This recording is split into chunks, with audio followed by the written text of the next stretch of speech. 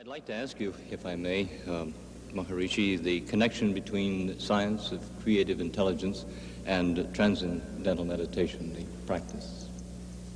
Every science has two aspects to it, theoretical and practical. Theoretical to give knowledge and practical to give experience and substantiate that knowledge. Like that, science of creative intelligence also has two aspects, theoretical, which deals with the nature of creative intelligence and the method or system through which creative intelligence can be developed to its full value in daily life. All this is intellectual part of the science of creative intelligence. And transcendental meditation is the practical phase of science of creative intelligence in order to give the experience of the pure nature of creative intelligence, the mechanics through which it develops, and the range of its influence in life. So, science of creative intelligence, for its knowledge and for its experiential value of creative intelligence, is a very complete knowledge. See, the thing is, whatever knowledge is gained by anyone, it's gained on the level of his consciousness. One looks at the flower, the image of the flower travels through the eyes and it falls on the screen of consciousness.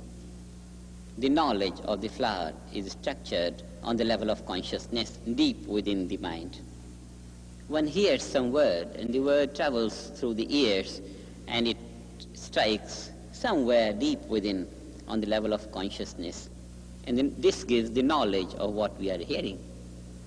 All the senses bring the informations from outside, and all those informations are deposited on the level of consciousness. And this is how knowledge of anything is structured. So we say knowledge is structured in consciousness.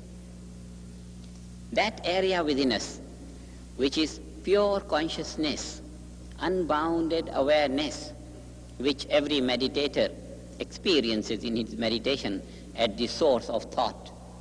And that unbounded awareness is the home of all knowledge. It's a beautiful word, I like it very much. Home of all. In the home, pure awareness or unbounded awareness, pure consciousness is the home of all knowledge. It's from there that knowledge comes out, and it is there that all knowledge gets structured. Through transcendental meditation, that unbounded awareness opens itself to our attention.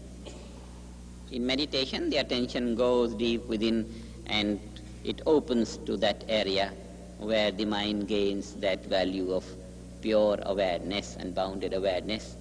In this way, through daily practice, the home of all knowledge, the field of unbounded awareness, becomes stabilized on one's awareness. And then whatever one thinks or speaks or does, one does remaining in the home of all knowledge. To structure the home of all knowledge within everyone's awareness is the purpose of this science of creative intelligence. First, to know what creative intelligence is by direct experience through meditation, and having known that area of unbounded creativity within, the awareness remains saturated with that value. The awareness then is the home of all knowledge. Performance of every action remaining within the home of all knowledge will be a flawless, faultless performance. Actions will not have mistakes. One would think without mistakes. One would act without mistakes. This is the value of knowledge. Education is to make a man educated. And educated man is supposed to be a knowledgeable man. a man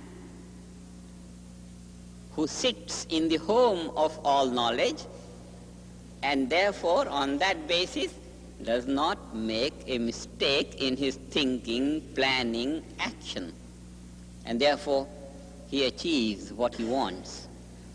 A flawless, faultless man is the educated man. The education in the science of creative intelligence aims at developing such a man who will not make mistakes in his life. When the awareness is the home of all knowledge, then the awareness becomes a computer from which all currents of thought and action will be computed in such a way that every thought and action will produce only life-supporting influence for the doer and for all his environment. This is a very sure way to have no problems of environment, to have no problems in one's own thinking, in one's own actions. So science of creative intelligence is a very much needed knowledge now when the pace of progress is fast. Because in this fast tempo of life, we can't afford to make mistakes. When we want to fly with, say, 500 miles an hour or 2,000 miles an hour, we can't make a mistake. One little mistake will deviate us from the right path and will make us difficult to reach the goal. So in this highly developed scientific age, it's very difficult for us to be in the grip of mistakes. For that, the only safe way is to structure a computer in our awareness which will spontaneously compute right action, effective action, so that no mistakes. And then the call of our time, which is to progress much faster than ever before, will be fulfilled. So science of creative intelligence is a timely knowledge to enable a man to keep pace with the fast tempo of progress which he has created.